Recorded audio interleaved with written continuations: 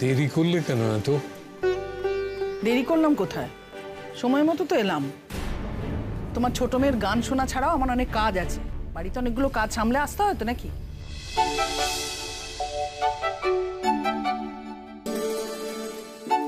নমস্কার। ইউনিভার্সিটির উপস্থিত সকল ছাত্র ছাত্রী, অধ্যাপক এবং অভিভাবকদের স্বাগত জানিয়ে আমরা আজ শুরু করতে চলেছি আমাদের mega event, inter university musical competition Tarana. আমাদের তারানা কিন্তু এবার 19 বছরে পা দিল, সুতরাং এই তারানা এবার আরো বড় এবং আরো সুন্দর হয়ে উঠেছে। এবার সরাসরি আসি প্রতিযোগিতায়। আমাদের এবারের প্রতিযোগিতায় আমরা সমস্ত ইউনিভার্সিটি থেকে মোট 250 জন প্রতিযোগীকে পাই এবং প্রাথমিক একটা স্ক্রিনিংয়ের পর এই সংখ্যাটি এসে দাঁড়ায় 230-এ। তার মধ্যে 20 জনকে আমাদের বিচারকেরা বেছে নেন এবং এই 20 জনকে নিয়েই আমাদের আজ লাইভ প্রতিযোগিতা।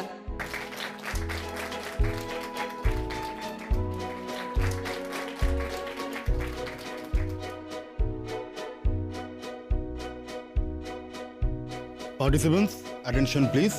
জাজেসদের বরণ কিন্তু অলরেডি শুরু হয়ে গেছে, কেমন? তোমরা রেডি থাকো, এরপরে তোমাদের ইন্ট্রোডাকশন। আমরা এসে বললে তোমরা উইংসের পাশে এসে দাঁড়াবে, ওকে? ঠিক আছে।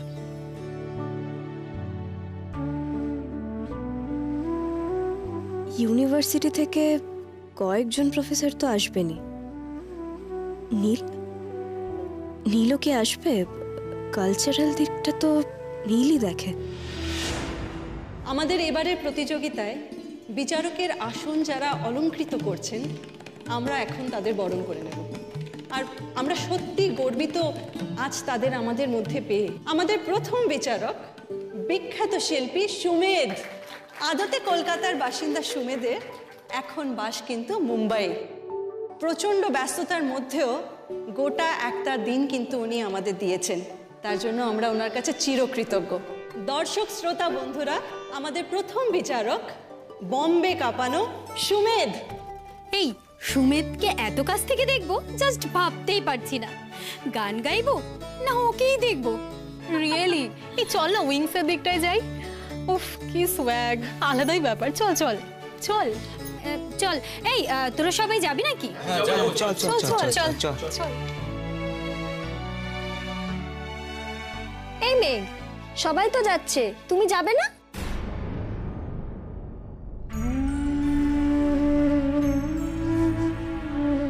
দেখো মেঘ, আমার অনেক দোষ আছে, আমি অনেক খারাপ কাজ করে ফেলি। বিশ্বাস করো, আমি তোমাকে বড্ড ভালোবাসি মেঘ।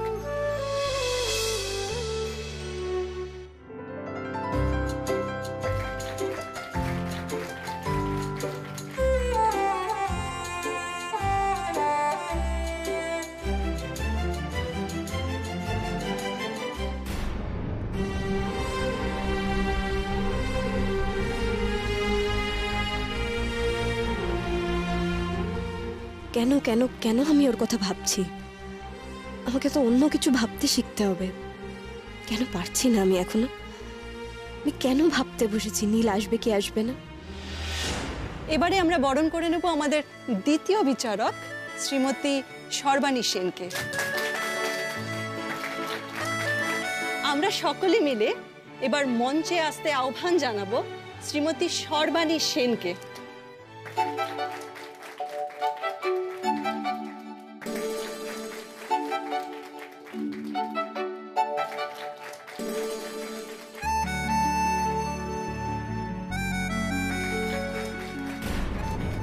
দূর বাবা, এত সামনে বসলে বুঝতেও তো পারবো না কে আসছে না আসছে। আমার মনে হয় না নীল আজ আবার রূপের সঙ্গে দেখা করবে। আমি শিওর ও এখানেই আসবে।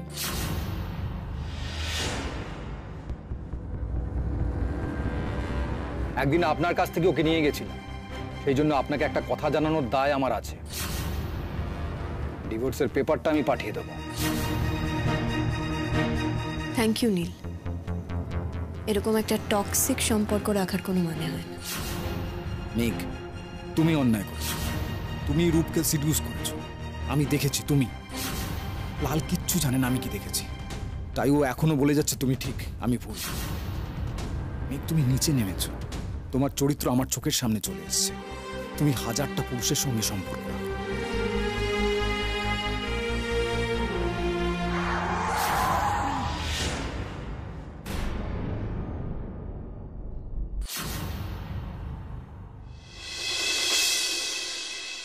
ভাস্কর, ভাস্কর, কি গো তুমি এখানে পায়চারি করছো? ওরা চলে আসবে, তুমি এখনো রেডি হওনি? যাও রেডি হয়ে নাও। কি হয়েছে?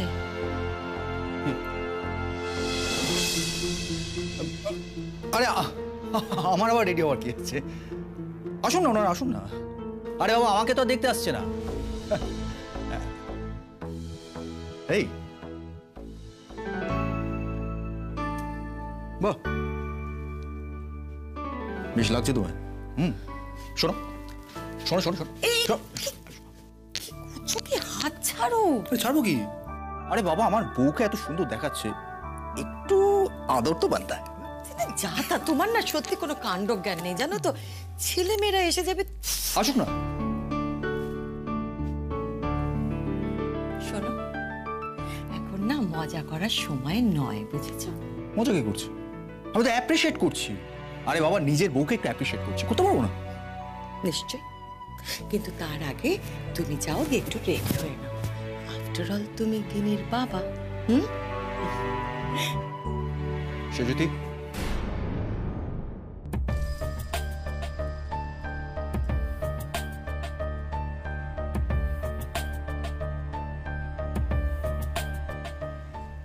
আজ কিন্তু তোমার মেয়ের পাকা দেখা নয়। ওর কিন্তু বিয়ের কথাবার্তা ফাইনালাইজড হয়ে যায়নি।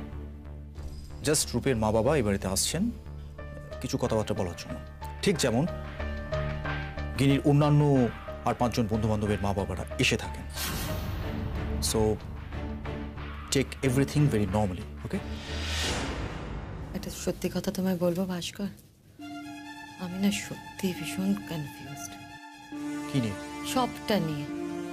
আমি না বুঝতেই পারছি না যে কি হচ্ছে, কেন হচ্ছে, কেনই বা ওদেরকে ডেকে এত তাড়াতাড়ি বাড়িতে খাওয়া দাওয়ার ব্যবস্থা, আমি জাস্ট কিছু বুঝতে পারছি না। তো সেই কথাগুলো এখন বলছো কেন? যখন এই নিয়ে আলোচনা হয়েছে তখন কেন বললে না? বলছি তো আমি কনফিউজড। তাছাড়া দেখো, আমি কি আর এত বুঝি বলো? আমি যখন সবকিছু জানলাম ততক্ষণে ওদেরকে আসতে বলা হয়ে গেছে। তারপরে কি বলা যায় যে না আপনারা আসবেন না? তাছাড়া জানো একটা কথা, মানে আমি বলছি যে আমার কিন্তু রূপকে প্রথম দিন দেখে খারাপ লাগেনি জানো। আমার মনে হয়েছিল ভালো ফ্যামিলির ছেলে, গিনির সঙ্গে ওকে মানাচ্ছিলও ভালো। তাছাড়া গিনি তো ওর সঙ্গে মেন্টালি এতটাই অ্যাটাচড হয়ে গেছে, কি যে করবো। আর মেঘকে তো আমার কখনো মনে হচ্ছে সত্যিও একটা বাজে মেয়ে, ওর মতো খারাপ মেয়ে হয় না। আবার মনে হচ্ছে যে ও এটা করবেই বা কেন? জেনে শুনে কি কেউ কারো নিজের বিপদ ডেকে আনে? আমার না সব কেমন তালগোল পাকিয়ে যাচ্ছে, আমি জাস্ট কিছু ভাবতে পারছি না। আমার কিন্তু গিনির জন্য ভীষণ ভয় লাগছে।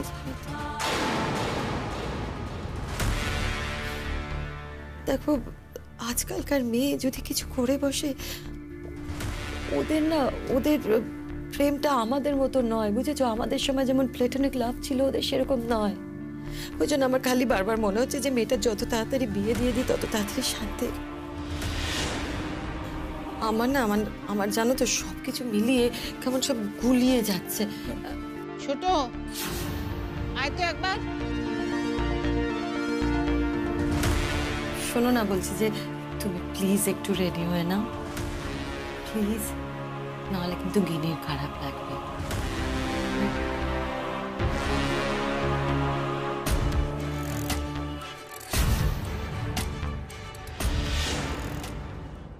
আমাদের পরম সৌভাগ্য, শুধু আমাদের কেন, আমাদের প্রতিযোগীদের পরম সৌভাগ্য যে আজকে আমরা আমাদের মধ্যে পেয়েছি পণ্ডিত শ্রী অমর চক্রবর্তী মহাশয়কে।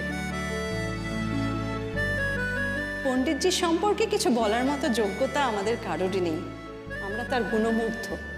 তিনি যখন 7 সুরের সাগরে ভেসে বেড়ান এই ধুলোমলিন জগতে, এই মাটির ওপর আমরা ঈশ্বর অনুভব করি। আমরা তার কাছে চিরকৃতজ্ঞ। তিনি তার এত ব্যস্ততার মধ্যেও এতটা সময় দিতে রাজি হয়েছেন আমাদের জন্য। আর শুধু তাই নয়, তিনি এও ঘোষণা করেছেন যে আজকের এই প্রতিযোগিতায় যার মাথায় উঠবে শ্রেষ্ঠের শিরোপা, তিনি কিন্তু 1 বছর পণ্ডিতজির পায়ের কাছে বসে তালিম নেওয়ার সুযোগ পাবেন। আর এটা কিন্তু আমাদের প্রতিযোগীদের কাছে একটা বিশাল বড় সুযোগ। আমি এবার পণ্ডিত শ্রী অমর চক্রবর্তী মহাশয়কে মঞ্চে এসে তার আসন গ্রহণ করতে অনুরোধ জানাচ্ছি।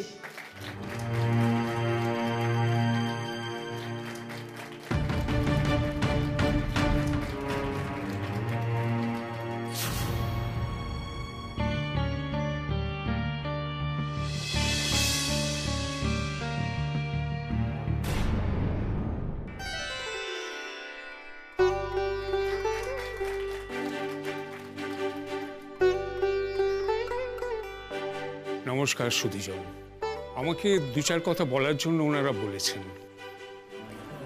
নার্ভাস না, আমি কিন্তু যখন গুরুজির সামনে প্রথম গান গিয়েছিলাম না, তখন তোমার হাত পা পেটের ভেতর ঢুকে গিয়েছিল, পরে তো আওয়াজই বেরোচ্ছিল না।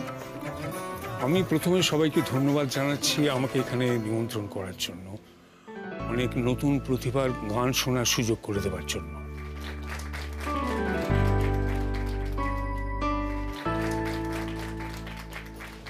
তা তুমি কতদিন ধরে গুরুজির কাছে গান শিখছো? 4 বছর। লাকি। আমাদের এই ইয়াং জেনারেশনের গানের প্রতি উৎসাহ, তাদের ডেডিকেশন, এই দেখে আমার এত ভালো লাগে কি বলবো। আর এক একজনের কি অদ্ভুত প্রতিভা, কি অদ্ভুত অসামান্য পারদর্শিতা। সত্যি কথা বলতে কি, ওদের বয়সে আমি এত নিখুঁতভাবে, এত চমৎকারভাবে গান গাইতে পারতাম না। সে যাই হোক, আমি মনে করি যে যাই বলুক, আমাদের পরবর্তী কি তারও পরবর্তী প্রজন্মের হাতে আমাদের সঙ্গীতের উত্তরাধিকার সুরক্ষিত। আমাদের এই উত্তরাধিকার অসম্ভব রিচ, মণিমুক্ত ছড়ানো আমাদের সঙ্গীতের জগতে। সেখানে যুগে যুগে ধর্ম, জাতি সব মিলেমিশে একাকার হয়ে গেছে। শুধু জেগে আছে 7 সুর। আর এই 7 সুরের খেলাই তো আমাদের জগৎ জুড়ে। এই 7 সুর দিয়েই আমাদের সমস্ত আবেগ, আমাদের দুঃখ, শোক, প্রেম, বিচ্ছেদ, মিলন, এ সবই প্রকাশ পায় এই 7 সুরের মধ্যে দিয়ে। এই দেখুন, ওনারা আমাকে বলেছেন 2-1টা কথা বলতে, কিন্তু এই বয়সের দোষ, কথা বলতে শুরু করলে আর খেয়াল থাকে না। প্রতিযোগিতা শুরুর সময় হয়ে গেছে নিশ্চয়ই। আর আপনারা যারা এই নতুন তরুণদের উৎসাহ দিতে এসছেন, তাদের ধন্যবাদ জানিয়ে আমি আমার কথা শেষ করছি। আপনারা মানে শ্রোতারা আছেন বলেই আমরা শিল্প আছে। আপনারাও ওদের উৎসাহ দিতে থাকুন, ওরাও আপনাদের অনেক অনেক আনন্দ দেবে ওদের গানের মাধ্যমে। নমস্কার।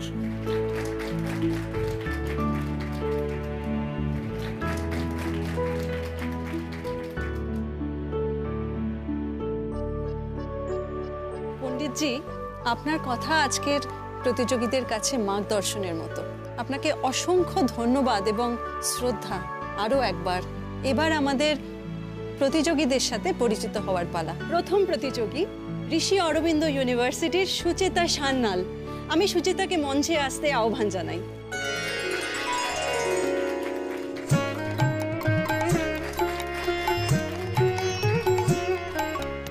পরের প্রতিযোগী মেগা সিটি ইউনিভার্সিটি শুভ চ্যাটার্জি। শুভ চ্যাটার্জি।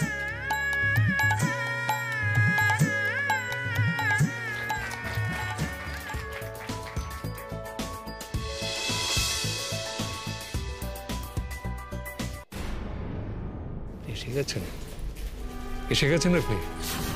আমি আসছি। পরের প্রতিযোগী মহানগর বিশ্ববিদ্যালয়ের চন্দ্রিমা দত্ত। কি এলো? ভাবি উঠে গেল কেন?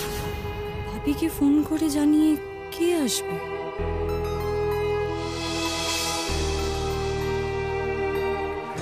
মা, বলছি ভাবি কাউকে ইনভাইট করেছে নাকি? আমাকে তো কিছু বলেনি। মিরঘাট ইউনিভার্সিটি শ্রেয়া ঠাকুরকে মঞ্চে আসতে আহ্বান জানাচ্ছি। মাই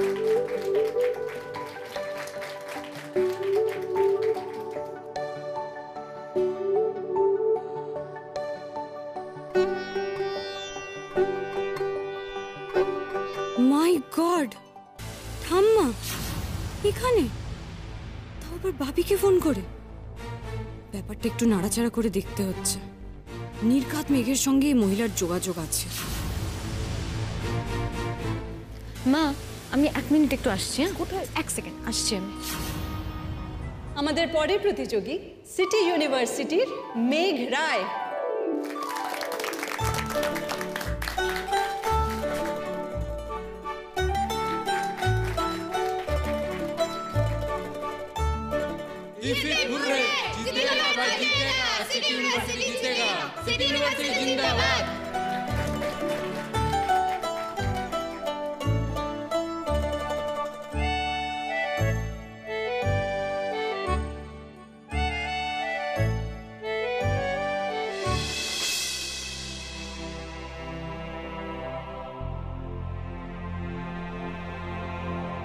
থ্যাংক ইউ ঠাম্মি, থ্যাংক ইউ।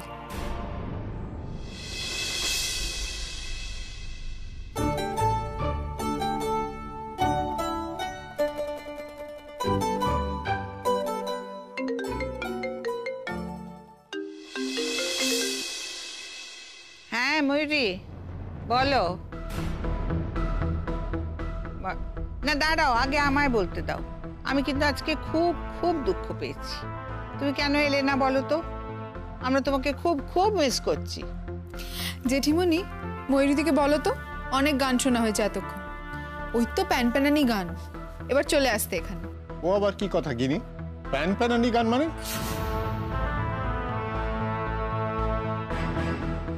আরে জেঠিমণি, কি বলি বলো তো, আমার নিজেরই ইচ্ছে করছে ওখানে যেতে।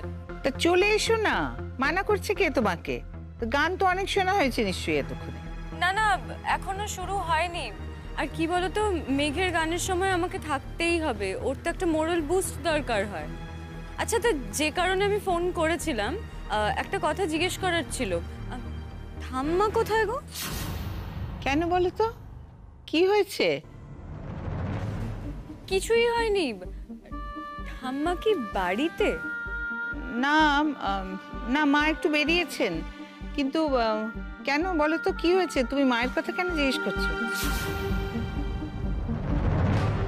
না না, সেরকম কিছু না। আসলে আমার একবারের জন্য মনে হলো আমি এই কম্পিটিশনের এখানে, মানে মেঘের কম্পিটিশনের এখানে ঠাম্মাকে দেখলাম। আবার ভুলও হতে পারি, আমি শিওর না। হোয়াট? কি? হ্যাঁ গো, আর আমার মনে হয় না আমি এত কিছু ভুল দেখেছি। কি হয়েছে? মায়ের ব্যাপারে ও কি বলছে? কি দেখেছো তুমি? কি মা ওখানে প্রোগ্রামে গেছে? আসলে কি বলতো জেঠিমণি, আমি ওই দেখলাম বাবি একজন বয়স্ক মহিলাকে সিটে বসাচ্ছে। আমি দূরে ছিলাম, আমি মহিলার মুখ দেখতে পাইনি, কিন্তু মনে হলো দূর থেকে যে ওটা ঠাম্মাই। আচ্ছা জেঠিমণি, আমাকে একটা কথা বলো, ঠাম্মা কি আজ কোনো ওই ক্রিম কালারের শাড়ি, পাড়ে জড়ি দেওয়া এরকম কোনো শাড়ি পরেছে, বা আজকে কি কুচি দিয়ে শাড়ি পরেছে? এনিহাও তুমি ঠিকই দেখেছো ময়ূরী, তুমি মাকেই দেখেছো। আরে কি হয়েছে একটু বলবে? মাকে ময়ূরী কোথায় দেখেছে? দেখেছে মেঘের ওই কম্পিটিশনের হলে। মা সেখানে গেছেন, আর তাই জন্যই আমাদের সঙ্গে এরকম রহস্য করে গেলেন। সত্যি যদি আমি না বুঝতে পারি না যে মেঘের ওপর এত কিসের টান মায়ের।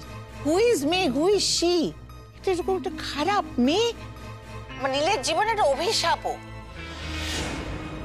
তা সত্ত্বেও মার যত স্নেহ, যত ভালোবাসা মেঘের ওপর। কি বলছো কি দিদি ভাই? এখানে বাড়িতে লোকজন আসবে গিনির জন্য, আর মা তাতে কি এলো গেল মা? ঠাম্মি তো আর এখন আমাদের ঠাম্মি নেই, ঠাম্মি তো শুধুই মেঘের। কিন্তু মা আমাদের কিছু বললেন না কেন? না বললে হয়তো যাওয়া হতো না, আমি তো মানা করতামই। ত্রিদীপ প্লিজ, মা ফিরলে তুই মার সঙ্গে কথা বলবি।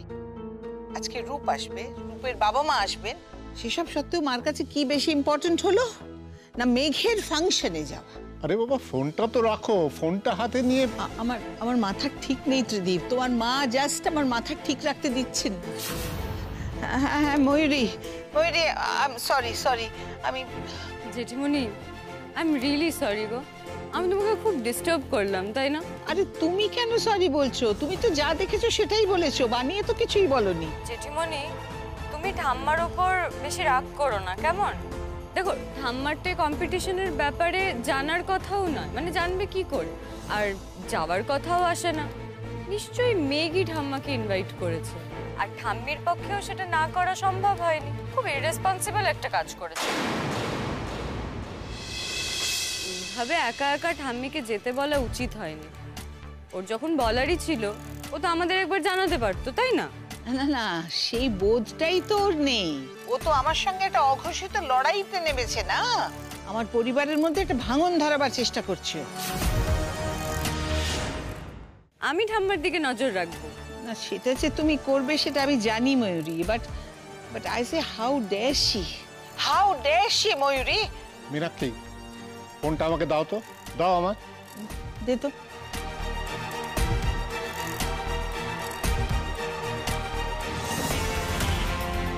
ময়ূরী আমি বলছি, তুমি যেখানে গেছো সেখানে যা করতে গেছো তাই করো, ফোনটা রাখো। জেঠুমণি আমার উপর অফেন্ডেড হয়ে লাভ নেই, আমার যা করার আমি করব। আর আমি তো গান শুনতে এখানে আসিনি, আমি এখানে কিছু ড্রামার সন্ধানে এসেছি, আর আমার ধারণা আরো ড্রামা বাকি আছে। নীলও আসবে, গাড়িগুলো একবার দেখি তো নীলের গাড়ি আছে কিনা। তুমি ওকে এইভাবে বললে কেন? ও কি অন্যায় করেছে? কিছু অন্যায় করেনি, আর আমিও কিছু খারাপ বলিনি। ময়ূরী তো ওখানে গেছে বোনের জন্য, গানের একটা ফাংশন অ্যাটেন্ড করতে, সেটাই করুক, তার বেশি তো তার কিছু করার দরকার নেই। জেঠুমণি প্লিজ, ময়ূরীদি তো কিচ্ছু অন্যায় কথা বলেনি। ও কি করেছে? ময়ূরীদি তো বরং আমাদের হেল্পই করলো। আমরা তো চিন্তা করছিলাম সবাই ঠাম্মি কোথায় গেল সেটা নিয়ে।